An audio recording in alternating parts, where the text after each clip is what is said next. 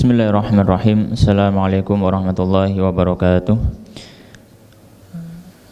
Alhamdulillah wassalatu wassalamu ala Rasulillah wa ala alihi wa ashabihi wa man sara ala nahjihi ila yaumil qiyamah. Ya ayyuhalladzina amanu taqullaha haqqa tuqatih wa la tamutunna illa wa antum muslimun. Amma ba'd. Allahumma 'allimna ma yanfa'una wanfa'na bima 'allamtana. Allahumma fakhina fid din wa 'allimna ta'wil.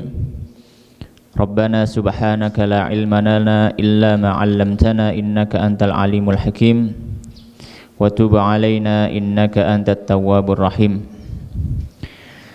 Ikhwani fid din wa akhwat fillah, jamaah Masjid Imam Syafi'i rahimani wa rahimakumullah. Alhamdulillah, pada malam hari ini Allah Subhanahu wa taala masih memberikan kita kesempatan, masih memberikan kita kemudahan, sehingga pada malam hari ini Allah Subhanahu wa taala mengizinkan kita untuk berkumpul dalam majelis ilmu, berkumpul dalam rumah Allah Subhanahu wa taala ini dalam rangka mempelajari agama.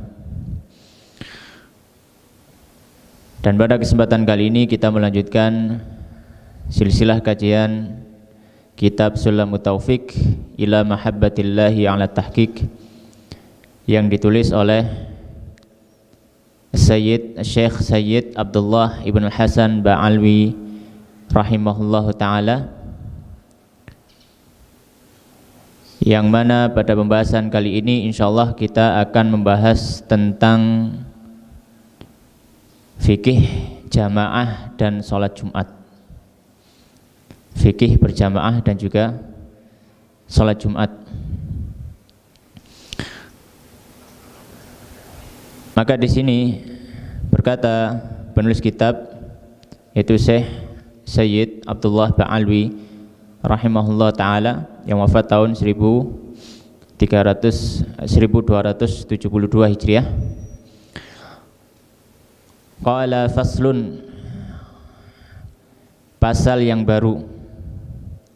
Beliau mengatakan al-jama'atu utawi jamaah ala dzukuri ing atase pira-pira wong lanang, al-ahrari kang bebas, al-muqimina kang mukim, al-balighina kang wis baligh, ghairil ma'dzurina kang ora duwe udzur, iku fardhu kifayatin, fardhu kifayah.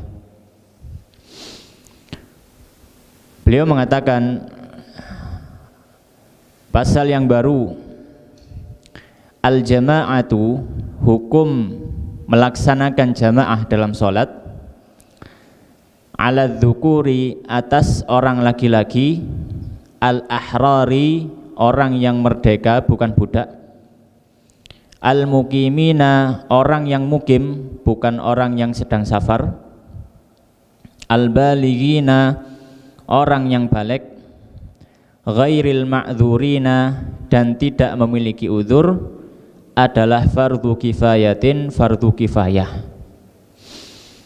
Jadi hukum menjalankan sholat berjamaah itu adalah fardhu kifayah. Hukum fardhu kifayah ini berlaku atas siapa? Beliau tadi menyebutkan syarat-syaratnya. Hukum melaksanakan sholat berjamaah ini fardhu kifayah, berlaku untuk yang pertama laki-laki. Jadi kalau untuk perempuan maka hukum asalnya dia tidak ada keharusan pergi ke masjid, bahkan yang afdol dia sholat di rumah. Yang kedua al-ahrar, untuk orang yang merdeka. Maka kalau zaman dulu budak tidak harus berangkat ke masjid untuk sholat. Yang ketiga al-muqimin, orang yang mukim. Orang yang mukim yaitu bukan orang yang sedang safar. Maka tidak harus bagi orang yang sedang safar untuk berangkat sholat berjamaah di masjid. Boleh dia laksanakan di rumah atau di tempat tinggalnya itu. Al-balighin, orang yang balik. Kalau orang belum balik ya tidak harus dia pergi ke masjid. Kemudian syarat yang kelima, ghairil ma'dzurin, yang tidak memiliki uzur. Maka orang yang tidak memiliki uzur dipersilahkan bagi dirinya untuk datang ke masjid, dan kalau punya uzur maka dipersilahkan untuk tidak datang jamaah.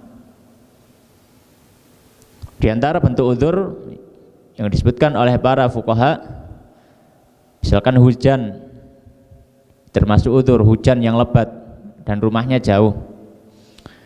Termasuk uzur adalah sakit. Termasuk uzur tidak datang jamaah di masjid adalah diantaranya karena angin yang berembus begitu kencang. Ya. Ini diantara uzur-uzur. Hukumnya apa datang ke masjid untuk sholat jamaah atau datang mendatangi jamaah sholat? Hukumnya adalah fardhu kifayatin. Hukumnya adalah fardhu kifayah. Dalam artian, kalau dalam satu kampung, kalau dalam satu lingkungan tidak ada yang menjalankan sholat fardu secara berjamaah, maka seluruh orang di kampung tersebut berdosa. Tapi kalau ada sebagian dari mereka yang melaksanakan sholat fardu secara berjamaah dalam satu lingkungan atau kampung, maka bagi orang yang tidak menjalankan, tidak ikut jamaah tadi, dia tidak berdosa. Dia tidak berdosa. Dalilnya apa? Dalilnya adalah sabda Rasulullah sallallahu alaihi wasallam, "Ma min thalathatin fi qaryatin aw badwin la tuqamu fihimul jama'atu illa istahwadha 'alaihimus syaitan."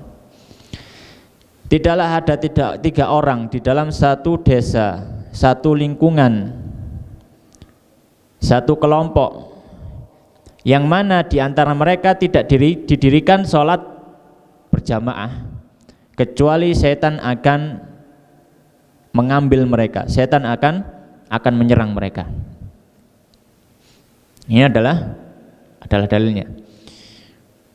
Maka hukum sholat berjamaah, mendatangi sholat berjamaah adalah fardu kifayah dalam satu lingkungan, dalam satu lingkungan.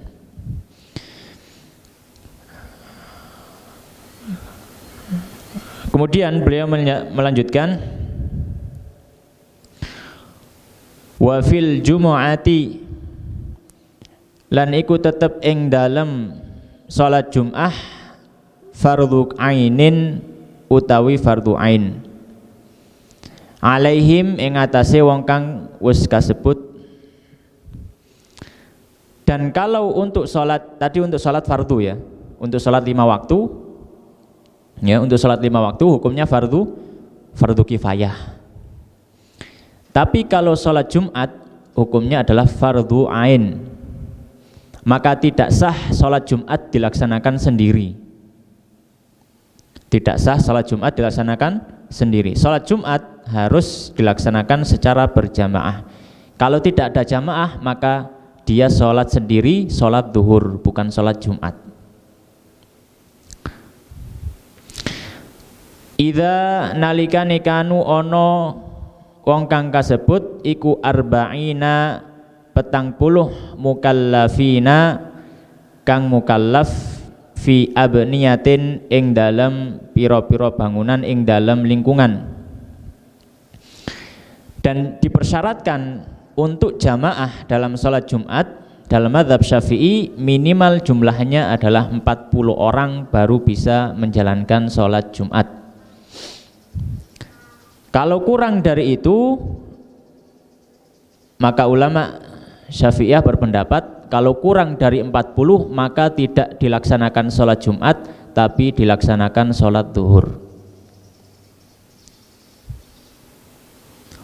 Dan 40 orang ini syaratnya mereka adalah yang sudah disebutkan tadi, dzukur, al-ahrar, balik, laki-laki, merdeka, sudah balik, tidak ada uzur ya. Dan mereka adalah orang yang mukim atau mustautin, bukan musafir. Fi abniyatin, di dalam satu lingkungan atau di dalam satu di dalam satu desa atau dusun, bisa, pokoknya lingkungan. Ya, yang penting sholat Jumat itu dilaksanakan dalam batasan perkampungan, bukan dilaksanakan di luar perkampungan. Seperti kalau misalkan di Tanah Arab ada orang-orang Badui yang mereka nomaden, tinggalnya berpindah-pindah, maka tidak ada kewajiban mereka menjalankan sholat Jumat. Ya. Karena mereka tidak memiliki kampung. Ya. Jadi sholat Jumat dilaksanakan di kampung. Alasannya apa dalilnya? Kok ulama Syafi'i, ahli fikih Syafi'i mengatakan seperti itu? Karena dulu di zaman Rasulullah SAW sholat Jumat hanya satu, yaitu di Masjid Nabawi. Meskipun di pinggir-pinggir Madinah ada orang-orang Badui, tapi mereka semuanya datang ke Masjid Nabawi. Tidak ada yang bikin sholat Jumat di luar perkampungan atau luar kota Madinah, di luar kampung Madinah ketika itu. Kemudian selanjutnya beliau mengatakan, wa alalan atase man wong nawa kang niat al iqamata mukim indahum ing dalem sisine wong 40 arba'ata ayyamin ing dalam petang dino sihahin kang sahih. Kemudian beliau mempersyaratkan juga bagi sholat Jum'ah, ya, sholat jamaah dalam sholat Jumat, ya, sholat jamaah dalam sholat Jumat itu adalah orang yang mukim. Maka musafir, ya, tidak masuk hitungan 40 tadi. Jadi kalau misalkan ada dalam sholat Jumat ada 39 orang yang mukim, satu orangnya musafir, ya, satu orangnya musafir, maka dalam mazhab Syafi'i tidak boleh, ya, karena yang genepi 40 tadi itu adalah musafir, ya. Jadi 40 itu semuanya harus orang yang mukim, ya, harus orang yang mukim. Apa batasan mukim? Batasan mukim itu kalau orang ada di suatu tempat, kemudian dia sudah meniatkan untuk tinggal di tempat tersebut minimal 4 hari atau lebih, tidak boleh kurang. Jadi kalau sudah datang di tempat itu, kemudian dia niat saya mau tinggal di sini selama 4 hari, maka dia dihitung mukim, ya, dihitung mukim. Maka kalau sudah datang waktu sholat Jumat, maka wajib dia datang untuk sholat Jumat. Tapi kalau misalkan dia datang di satu tempat, dia niat saya tinggal di sini hanya 2 hari saja, maka dia masih hukum musafir, masih hukum musafir, ya, dalam artian dia tidak harus datang sholat Jumat. Kalau mau datang ya silahkan, tapi kalau tidak datang juga tidak berdosa. Dia bikin sholat duhur atau sholat duhur sendiri. Tapi kalau sudah niat mau tinggal di situ 4 hari atau lebih, maka dia harus datang sholat Jumat secara berjamaah. Kemudian beliau melanjutkan, wa ala lan ngatasi man wong kang balaghahu nyampe ing man apa nida'u sayyidin adzane wong kang adzan min tarfin saking pojokan yalihi kang ngarah ing man min baladiha saking kampung Jumat. Maksudnya apa? Dan sholat Jumat secara berjamaah ini tadi juga wajib bagi siapa? Alaman balaghahu, atas orang yang sampai kepada orang tersebut nida'u sayyidin, seruan atau adzan muadzin yang suaranya keras, min tarfin dari ujung yalihi yang searah atau yang dekat dengan orang tersebut, min baladiha dari negerinya atau dari kampungnya. Maksudnya bagaimana? Maksudnya adalah ketika orang mendengar suara azan dari kampungnya, ya, mendengar suara azan dari kampungnya, misalkan kampungnya agak besar, ya, misalkan kampungnya agak besar, kemudian masjidnya agak berada di pinggir, bukan di pas di tengah-tengah kampung. Ya, kalau sekarang mungkin kampung agak berdempetan. Taruhlah ada dua kampung yang saling berdampingan, misalkan berdempetan. Dia dengar suara azan dari kampung orang, tapi itu nyampe ke rumahnya. Dan di kampungnya sendiri, karena kampungnya cukup luas, masjidnya ada di tengah, sehingga suara tidak sampai ke rumah orang yang berada di pinggir. Dia harus datang kemana? Ke masjid di kampungnya yang dia tidak dengar suara adzannya, atau ke masjid yang dia dengar suara adzannya tapi di kampung lain. Maka sholat Jumat secara berjamaah wajib bagi orang tersebut datang ke masjid yang dia dengar suara adzannya meskipun di kampung orang lain, ya. Meskipun di kampung orang lain. Itu zaman dulu ya. Kalau zaman sekarang insya Allah sudah ada speaker, insya Allah satu kampung sudah dengeran, ya. Jadi intinya, ya, ini berlaku bagi orang yang mendengar azan tersebut. Berlaku bagi orang yang mendengar azan. Kalau sudah mendengar azan Jumat, maka wajib orang tersebut kalau memenuhi syarat untuk datang sholat Jumat. Ya, kalau sudah memenuhi syaratnya tadi. Kemudian beliau menyebutkan syarat pelaksanaan sholat Jumat. Maka beliau mengatakan wa syartuha lan utawi syarate Jumat iku waktu zuhri, waktu zuhur.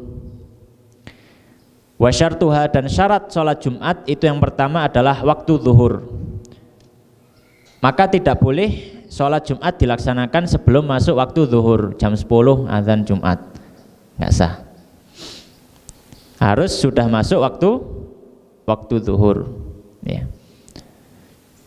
Dan keluarnya, ya, keluarnya juga sama seperti waktu zuhur. Jadi kalau misalkan mau sholat Jumat jam 2, ya masih sah. Jadi syaratnya adalah waktunya sama dengan waktu zuhur.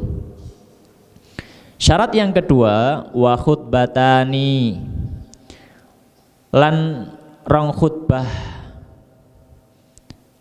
qablaha kelawan ing dalem sadurunge Jumat fihi ing dalem waktu zuhur yasma'uhuma kang rungokake huma ing rong khutbah sapa al arbauna wong 40. Syarat yang kedua adalah wa khutbatani, dua khutbah qablaha sebelum sholat Jumat dilaksanakan. Syaratnya yang kedua adalah ada khutbah 2 kali yang diselingi dengan duduk sebelum dilaksanakan sholat Jumat, ya. Fihi, dan waktu khutbah harus sudah masuk waktu zuhur. Waktu khutbah sudah masuk waktu zuhur. Dan ketika khutbah orang 40 yang dipersyaratkan tadi sudah hadir. Sudah hadir. Yasma'uhuma, yang mendengarkan 40 khutbah, yang mendengarkan 2 khutbah tadi al-arbaun, 40 orang tadi yang sudah disebutkan. Yang mana mereka itu yang sudah memiliki kewajiban untuk datang jamaah Jumat, ya. Kemudian syarat yang ketiga untuk pelaksanaan sholat Jumat, wa antusalla lan yento didekake sholat jamaatan kelawan jamaah bihim kelawan 40 wong, ya. Utawa jamaatan hale jamaah bihim kelawan 40 wong. Syarat yang ketiga wa antusalla, dan sholat Jumat dilaksanakan jamaatan secara berjamaah bihim dengan 40 orang tadi. Jadi 40 orang yang fardu ain, yang wajib atau yang menjadi syarat dilaksanakan sholat Jumat itu harus hadir sejak khutbah dimulai hingga sholat selesai. Ya. Jadi harus ada 40 orang.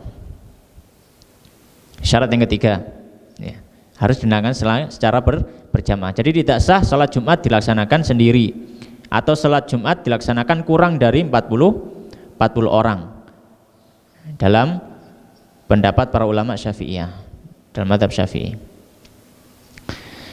Kemudian syarat yang ketiga, wa an la tuqarinaha, dan tidak mengiringinya atau menyertai pelaksanaan sholat Jumat tadi ukhra, sholat Jumat yang lain bibaladiha, di dalam satu kampung, di dalam satu kampung. Jadi kalau dalam satu kampung, ya, ya, maka hendaknya sholat Jumat dilaksanakan di satu tempat saja.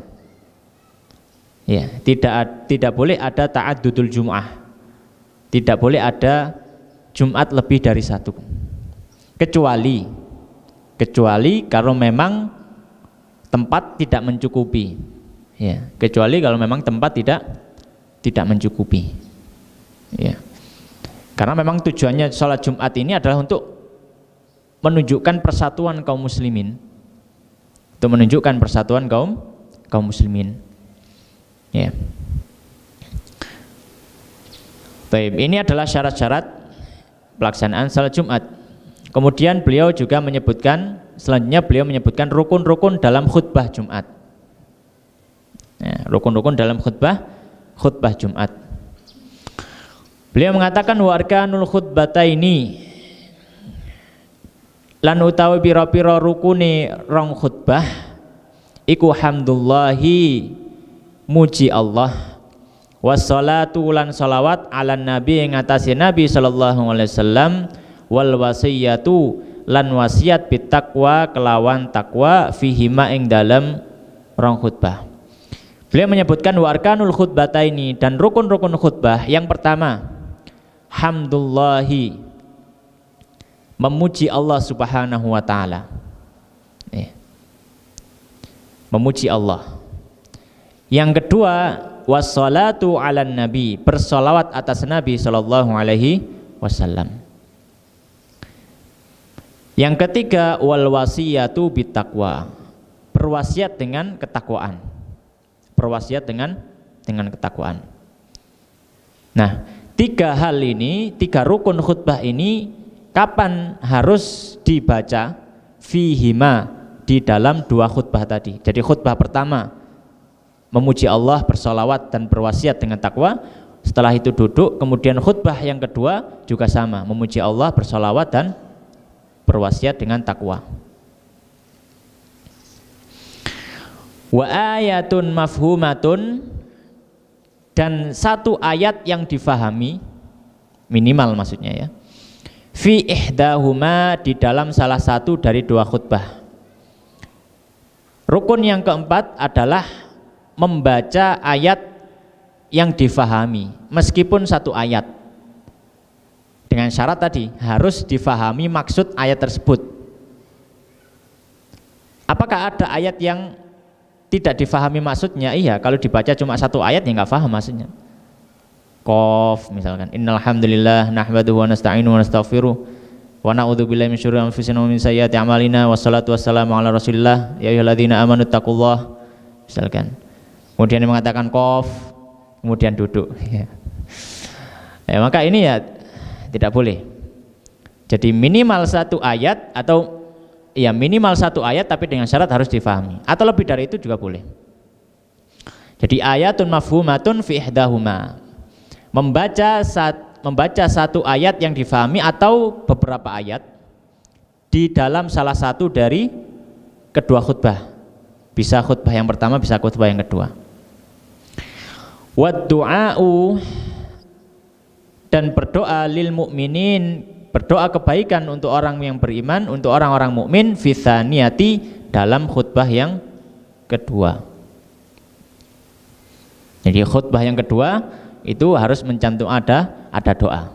Ya, harus ada doa. Nah, ini adalah rukun-rukun dari rukun-rukun khutbah.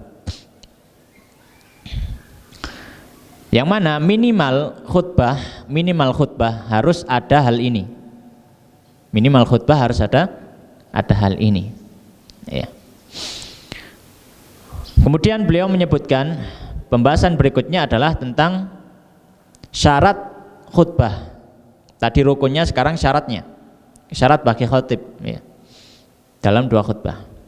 Wa syurutuhuma, dan syarat dari dua khutbah yang pertama at-taharatu, bersuci, anil hadatsaini, dari dua hadas, yaitu suci dari dua hadas. Jadi syarat dalam khutbah Jumat yang pertama adalah suci. Jadi kalau dalam kondisi hadas maka dia harus turun, kemudian bersuci, kemudian kembali khutbah.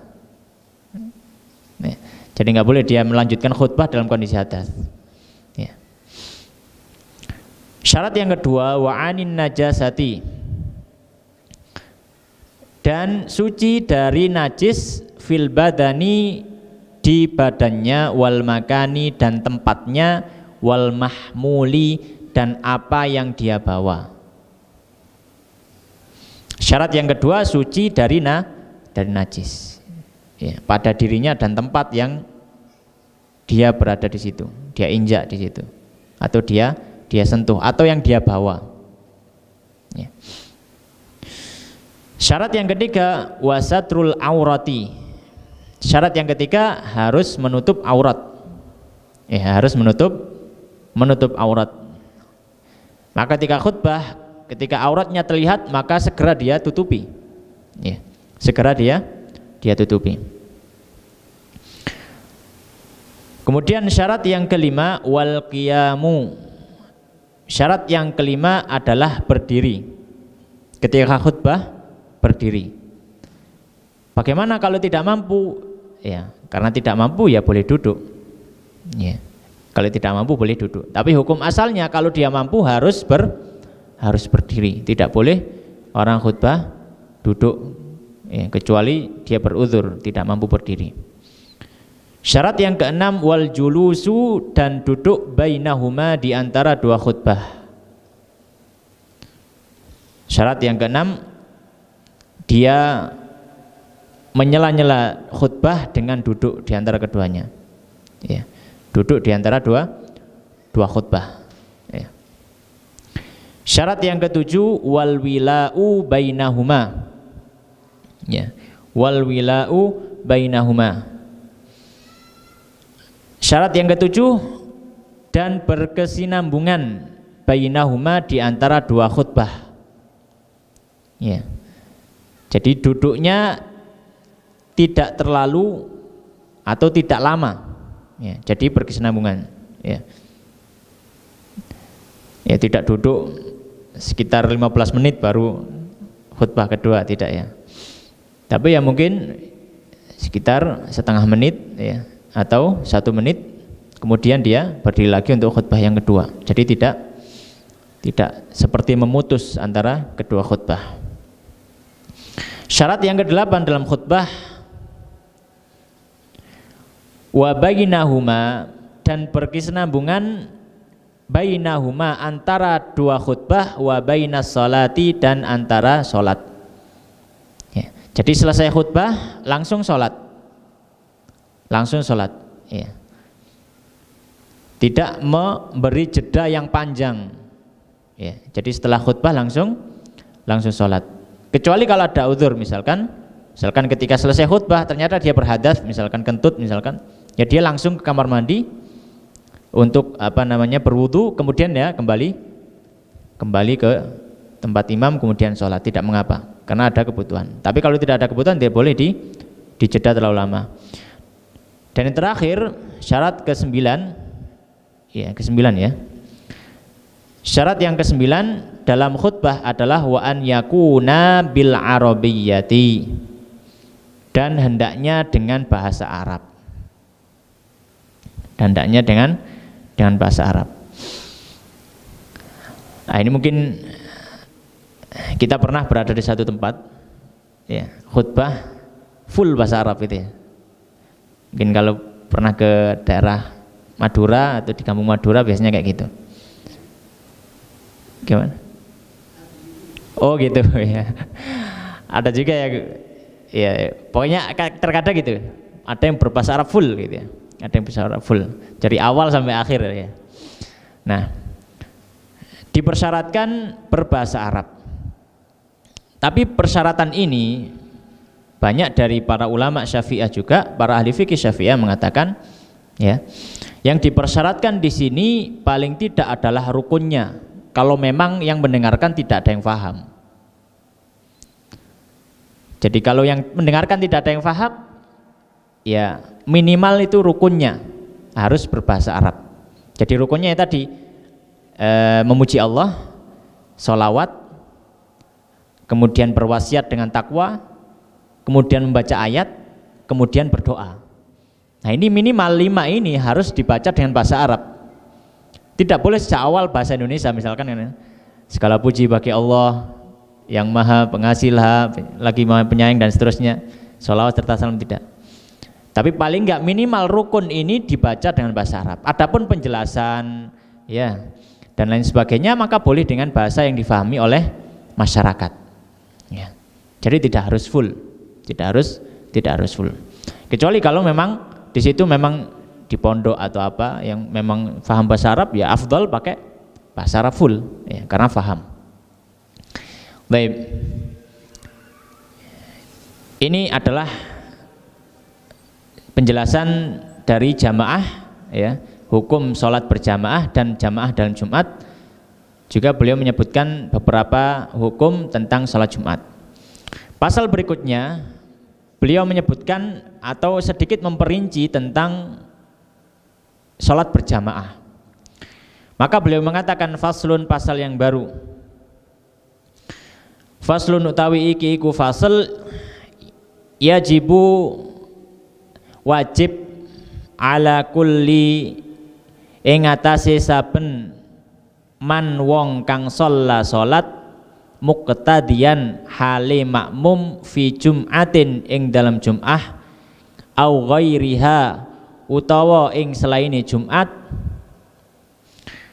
apa an la yataqaddama yento ora maju ala imamihi ing atase imami fil mauqifi ing dalam panggon ngadeke wal ihrami lan takbiratul ihram.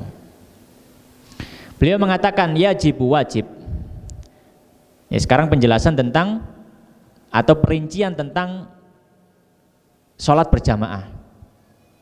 Beliau mengatakan wajib ala kulli man sholla, atas setiap orang yang sholat muqtadiyan, yang mana dia menjadi makmum, fi jumu'atin, baik dalam sholat Jumat au ghairiha atau selain sholat Jumat, an la yataqaddama, wajib untuk tidak maju posisinya, ya. An la yataqaddama, wajib untuk tidak maju ala imamihi, melebihi imamnya fil mauqifi, dalam tempat berdiri. Jadi makmum tidak boleh lebih depan daripada imamnya. Tidak boleh lebih depan daripada imamnya. Nah, kalau mungkin di masjid yang terasnya agak besar, ya. Misalkan kalau imamnya di sini, kadang kalau dalam nggak cukup ngisi di luar. Nah, maka meskipun dia ngisi di luar, posisinya tidak boleh melewati imam. Misalkan dia agak depan sana, misalkan terasnya agak maju misalkan, kemudian dia berada agak depan, maka dia nggak boleh. Tidak sah dia mengikuti jamaahnya. Ya, tidak sah mengikuti jamaah, tapi sah sholat sendirinya sah. Tapi hukum jamaahnya nggak sah. Kenapa? Karena posisinya berada di depan imam. Ya. Maka tidak boleh bagi orang yang dia niat makmum tapi posisinya berada di depan imam. Karena secara bahasa orang kalau mengikuti itu harus di belakang, bukan di depan. Wal ihrami, dan wajib untuk tidak mendahului dalam takbiratul ihram. Jadi kalau sebelum imamnya mengucapkan Allahu Akbar, makmum tidak boleh mengucapkan Allahu Akbar. Ya, tidak boleh mengucapkan Allahu Akbar. Imamnya Allahu Akbar baru ngikut Allahu Akbar. Ya. Bal, bahkan tabtulu, batal al-muqaranatu, ya, ketika bersama fil ihrami dalam takbiratul ihram, ya. Ya.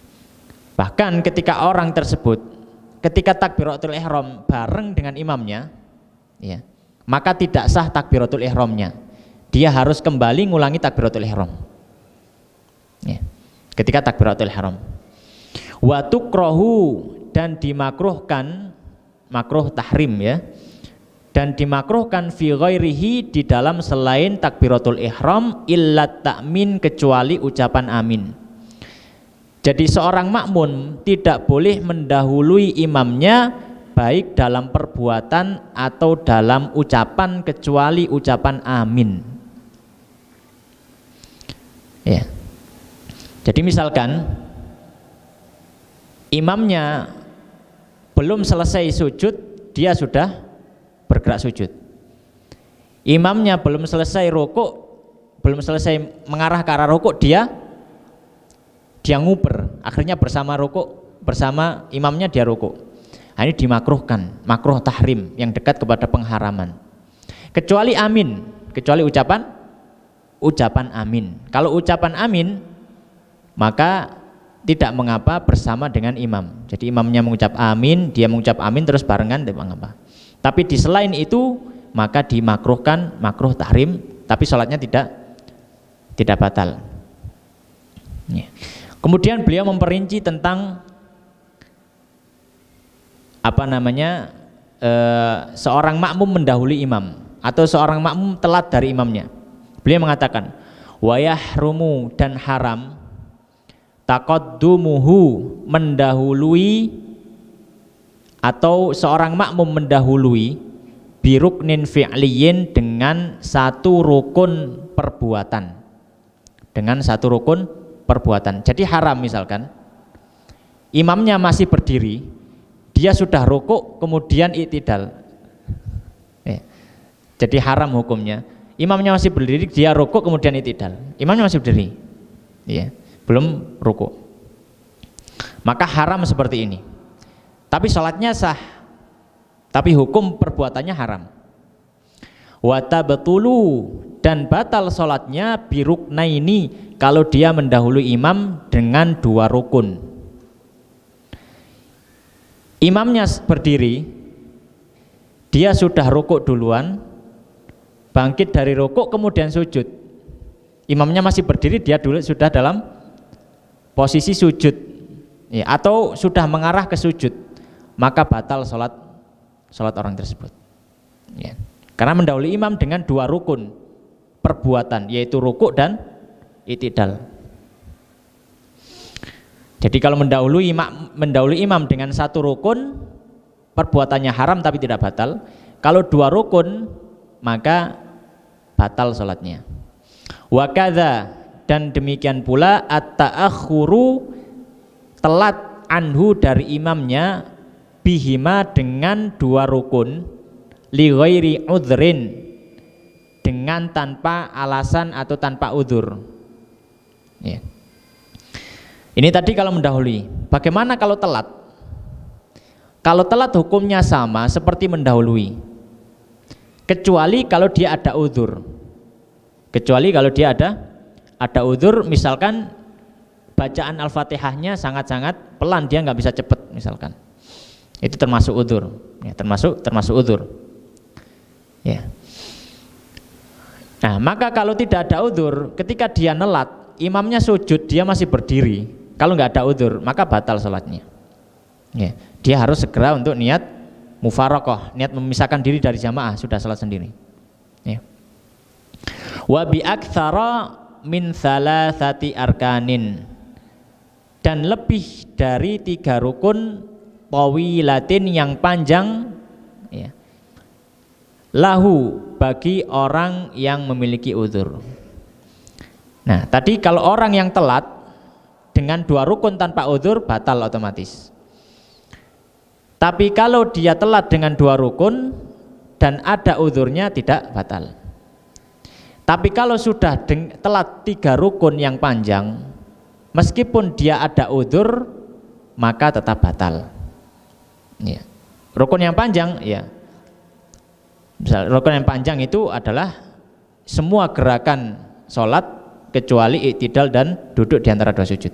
Jadi misalkan imamnya sudah mulai rukuk, dia masih berdiri, makmum berdiri, imam rukuk, sudah 1 rukun. I'tidal termasuk rukun pendek tidak dihitung, sujud rukun panjang 2, duduk di antara 2 sujud tidak dihitung, sujud lagi 3, kemudian imamnya tasyahud. Ketika imamnya tasyahud, makmum masih berdiri, ya. Tapi ya nggak tergambar ya, tapi ya begitulah yang dibahas oleh para ahli fikih. Kalau misalkan makmum masih berdiri meskipun dia karena uzur maka tetap batal, tetap batal. Kemudian syarat yang atau hal yang wajib dilakukan ketika berjamaah, ya. Yang pertama tadi tidak boleh mendahului imamnya. Yang kedua dalam berjamaah, ya, tidak boleh mendahului imamnya. Kemudian yang kedua wa an ya'lama, dan hendaknya dia mengetahui bintiqalati imamihi, dengan pergerakan imamnya. Syarat kedua dia harus tahu pergerakan imamnya, ya. Taunya dari mana? Ya bisa tahu secara langsung, bisa tahu dengan suara, ya, bisa tahu dengan suara imamnya langsung atau dengan suara mubalik. Kalau zaman dulu karena tidak ada speaker, jadi kalau yang paling belakang itu ada mubalik, ada orang yang ngulangi suara imam, ya, ngulangi suara imam seperti di Masjidil Haram, ya. Jadi ngulangi suara imam, ya. Pokoknya dia tahu pergerakan imam dari suara bisa, atau dari melihat jamaah, pergerakan jamaah yang lainnya. Nah kalau dia nggak tahu sama sekali, ya, dia nggak tahu sama sekali, maka tidak sah dia bermakmum, ya, tidak sah dia bermakmum. Baik, mungkin bisa adzan dulu, kita lanjutkan sedikit habis itu. Baik. Kemudian berikutnya termasuk yang dijelaskan, diperinci beliau dalam sholat berjamaah. Yang ketiga, wa an yajtami'a, dan wajib untuk berkumpul antara imam dan makmum fi masjidin, di dalam masjid, au thalathimi'ati dhira'in, atau 300 dhira', 300 dhira', ya. Jadi beliau di sini menyebutkan perkara yang wajib yang ketiga ketika seorang mau bermakmum kepada imam, ya, syaratnya adalah jarak antara dirinya dengan makmum atau antara dirinya dengan shaf yang paling akhir tidak boleh melebihi 300 dhira'. Jarak antara dirinya dengan imam atau antara dirinya dengan shaf terakhir tidak boleh melebihi 300 dhira'. 300 dhira' sekitar 100 meteran, ya, sekitar 100 meteran. 1 dhira' segini, ya 3 dhira' mungkin 1 meter, ya. Jadi tidak boleh lebih dari 100 meter, ya. Tidak boleh lebih dari 100 meter. Kalau misalkan jaraknya masih 100 meter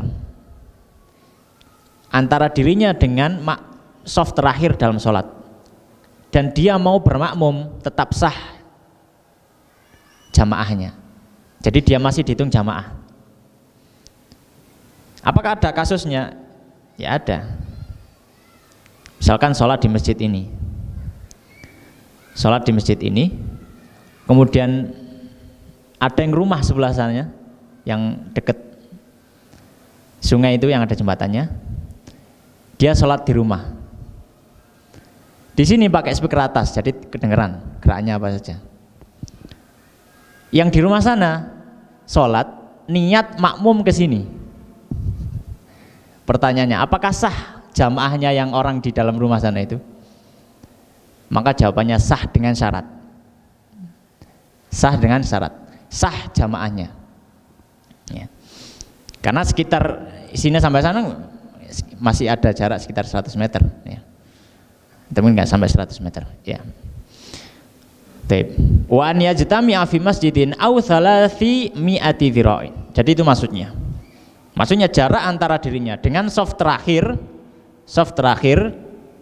ya, antara dirinya dengan soft terakhir atau antara dirinya dengan imam. Ya. Misalkan masjidnya luas besar. Ya. Mungkin panjangnya sekitar 300 meter. Ada sholat sendiri di depan. Kemudian dari jarak 100 meter atau kurang dari 100 meter, sekitar 80 meter, dia sholat niat makmum kepada orang yang di depannya yang 80 meter tadi. Ya. Maka masih dihitung berjamaah. Duh, meskipun imamnya nggak tahu, iya, imam nggak ada kewajiban untuk niat ngimami. Imam nggak ada kewajiban untuk niat ngimami, tapi makmum punya kewajiban untuk niat bermakmum. Jadi meskipun imamnya nggak tahu jamaahnya, ya, tetap sah. Dan meskipun imamnya nggak niat ngimami, tetap sah. Ya, tetap sah. Baik. Nah, kemudian berikutnya wa an la yahula bainahuma, dan tidak menghalangi antara dua orang, di antara makmum dan imam, hailun penghalang yamna'ul istitraq, yang menghalangi dia untuk berjalan ke arah imamnya.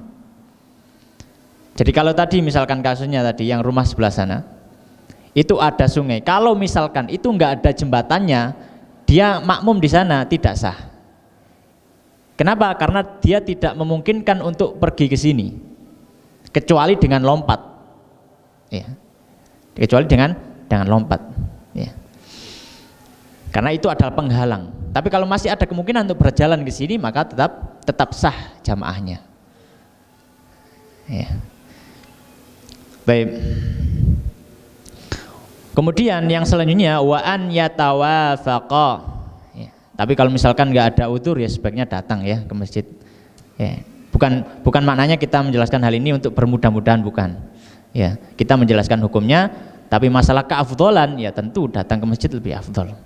Ya, kalau bisa datang ke masjid, ya ngapain salat di rumah? Kecuali kalau memang, misalkan dia wanita, pengen dapat fadilah jamaah, ya silahkan. Tapi kalau laki-laki ya datang aja ke masjid ya. Kenapa harus di rumah? Wa an yatawafaqa, dan hendaknya dan wajib yatawafaqa, ya sama nazmu sholataihima, tata cara sholat dari keduanya. Ya, penjelasan yang ketiga, ya, yang kewajiban dalam berjamaah adalah antara makmum dan imam wajib sholatnya sama, bukan sama dalam jenisnya, tapi sama dalam kaifiyah, tata caranya. Maka kalau orang misalkan sholat sunnah, ya, misalkan orang sholat sunnah, ya, sholat sunnah ba'diyah zuhur misalkan. Kemudian ada orang yang telat, tiba-tiba dia makmum kepada imam yang sholat sunnah ba'diyah zuhur tadi, sholat zuhur. Apakah sah? Sah. Iya, sah. Karena bentuk sholatnya masih sama. Nah, bagaimana contohnya yang bentuk sholat sudah nggak sama? Contohnya adalah orang sholat jenazah, kemudian dia mau sholat zuhur misalkan, maka nggak boleh bermakmum kepada orang yang sholat jenazah karena bentuknya sudah nggak sama, nggak ada ruku, nggak ada sujud, ya, nggak ada ruku, nggak ada sujud, sudah benta bentuknya. Baik. Kemudian selanjutnya wa an la yatakhalafa, dan wajib untuk tidak berbeda atau tidak berselisih antara imam dan makmum fi sunnatin, dalam satu sunnah, tafhushul mukhalafatu, yang mana sangat buruk menyelisihi fiha, di dalam sunnah tersebut. Apa maksudnya? Maksudnya makmum dan imam tidak boleh, atau makmum tidak boleh menyelisih imamnya dalam satu sunnah yang itu sangat-sangat terlihat. Misalkan contohnya adalah, contohnya imam baca ayat yang ada ayat sajidahnya, tapi imamnya nggak sujud. Terus makmum tiba-tiba turun sujud, padahal imamnya ruku, nggak mau sujud, tapi makmumnya sujud. Maka di sini, ya, maka di sini batal sholat makmum tersebut. Karena ini berarti dia menyelisih imamnya dalam sunnah yang sangat-sangat terlihat penyelisihannya. Karena sujud tilawah itu hukumnya sunnah. Ya, meskipun sunnah, karena itu terlihat sangat-sangat menyelisihi, ya, maka membatalkan sholat makmum tersebut. Jadi harus sama dengan imam. Berikutnya wa an yanwiyal iktidaa, dan wajib bagi makmum untuk niat bermakmum. Tadi saya jelaskan, adapun imam nggak wajib untuk niat ngimami, ya, kecuali dalam beberapa kondisi yang nanti disebutkan. Jadi wajib bagi makmum untuk niat bermakmum ma'at taharrumi, ya, ketika bertakbiratul ihram fil jumu'ati, ya, dalam sholat Jumat, dan juga di di sholat yang lainnya, ya, nggak harus Jumat, tapi bahkan di sholat yang lainnya, ya. Wa qablal mutaba'ati, dan sebelum mengikuti, ya. Wa tulil intidhari fi ghairiha, ya. Wa tulil intidhari fi ghairiha, ya. Dan panjangnya menunggu di selain Jumat. Baik. Maknanya, intinya adalah bahwasanya ketika sholat Jumat yang di situ berjamaah, ya, hendaknya makmum berniat untuk bermakmum, ya. Wa yajibu 'alal imami, dan wajib atas imam, ya, dan wajib atas imam niatul imamati, niat untuk menjadi imam fil jumu'ati, yang pertama dalam sholat Jumat, ya, yang pertama. Wal mu'adati, dan sholat al mu'adah, sholat yang diulangi, nih, sholat yang diulangi, ya. Misalkan sholat yang diulangi, ya, misalkan contoh kasusnya adalah ketika seseorang safar di tempat yang mana di situ ada kemungkinan dia mendapatkan air, tapi dia sholat dengan tayamum. Kalau sudah nyampai tempatnya, maka dia mengulangi sholatnya. Nah, kalau ketika mengulangi sholatnya, kemudian ada yang bermakmum kepada dirinya, maka dia berniat imam. Dan sholat Jumat juga harus imamnya meniatkan mengimami, ya. Wa tusannu fi ghairihima, dan disunahkan niat untuk menjadi imam di selain dari sholat Jumat dan sholat yang diulangi lagi. Baik, ini adalah pembahasan tentang sholat jamaah dan juga sholat Jumat yang bisa kita bahas pada kesempatan kali ini. Semoga memberikan manfaat. Wallahu ta'ala alam wa sallallahu ala sayyidina Muhammadin wa ala alihi wa ashabihi ajma'in. Kita tutup dengan doa kafaratul majelis. Subhanakallahumma wa bihamdika asyhadu an la ilaha illa anta astaghfiruka wa atubu ilaik. Wa akhiru da'wana alhamdulillahi rabbil alamin. Assalamualaikum warahmatullahi wabarakatuh.